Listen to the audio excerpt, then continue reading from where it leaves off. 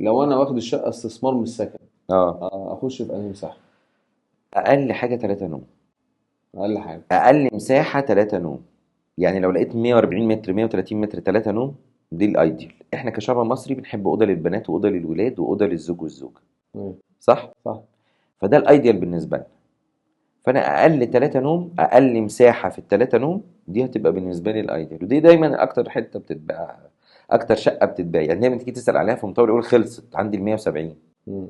او عندي الاوضتين. الثلاثه نوم الصغيره دي بتبقى اول واحده بتتباع. طب دي والمساحات من الكبيره؟ اسرار المساحات الكبيره.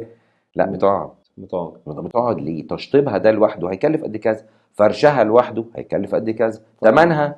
فهي مش تكلفتها بس بسعرها. يعني انا عايز هشطب شقه 200 متر ولا 220 متر، يا دين النبي. مش زي شقه 130 وهفرش متر. شقه 200 متر، ما طبعا مش هحط بقى انتريه مودرن في وسط الصاله الكبيره دي. نلعب كوره يعني، نلعب صح. شوط على الولد. فبالتالي في تكلفه تانية عليا، ليها زبونها، بس زبونها بتاخد وقت اكتر. بالظبط. هو زبون التويوتا اكتر ولا زبون المرسيدس؟